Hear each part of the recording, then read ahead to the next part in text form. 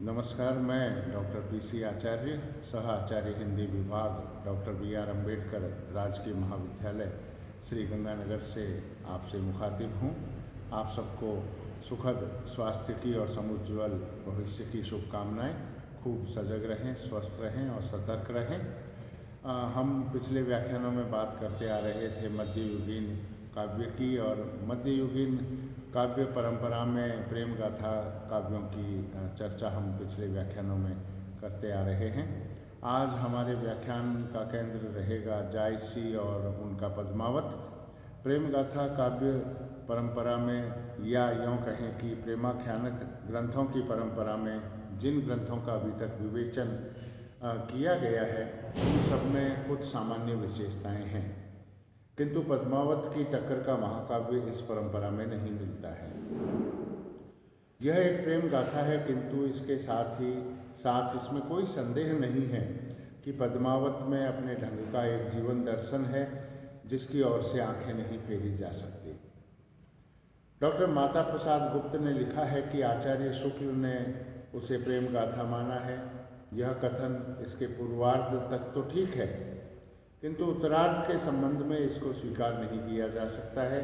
पद्मावत अपने उत्तरार्ध में आने वाली परिस्थिति और संबद्ध वैविध्य में रामचरितमानस से कम नहीं है, वरन इस विषय में दोनों लगभग समान हैं। खैर, यह तो निर्विवाद सत्य है कि जायसी का पद्मावत अपने परंपरा के काव्यों में सर्वाधिक महत्व का अधिकारी है।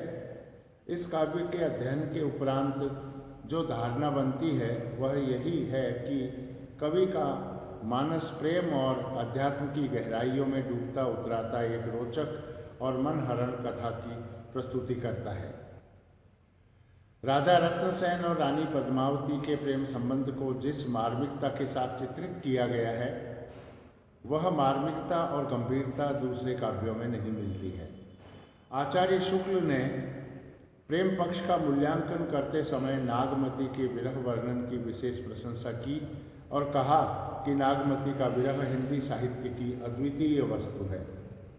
नागमती विरह की घड़ियों में सारे संसार को विरह में देखती है। नैनन चली रकत की धारा, नैनन चली रकत की धारा, कथा भीज भयऊ रतनारा, सूरज बूढ़ी उठा हुई ताता, औ मजीठ टेसु बन राता। जायसी के पद्मावत में रहस्यवाद का भी सुंदर स्वरूप देखने को मिलता है। हिंदी के कवियों में यदि कहीं रमणीय अद्वित रहस्यवाद है तो जायसी में, जिसकी कल्पना उच्च कोटि की है। प्रतिबिंबवाद की सुंदर झलक इन पंक्तियों में हम देख सकते हैं। नैन जो देखा कमल भा निर्मल नीर शरीर, नैन जो देखा कमल भा निर्मल नीर शरीर, हंसत जो देखा हंस भा दसन ज्योति नगहीर। पद्मावत एक ऐसा महाकाव्य है जिसमें इतिहास और कल्पना का सुंदर समन्वय देखने को मिलता है। इतिवृत्तात्मकता और रसात्मकता का इतना सुंदर विनियोजन किसी भी सूफी काव्य में नहीं मिलता है।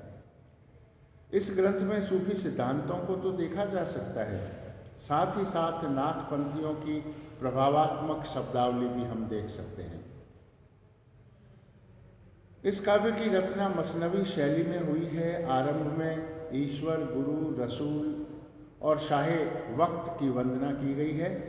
संपूर्ण काव्य की रचना भाषा की दृष्टि से अवधि में की गई है।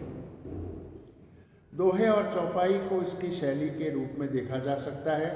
सर्गों के स्थान पर खंडों की योजना है। कथा को जिन सफलता के साथ निभाया गया है वह सर्वथा अलग और स्तुत्य है।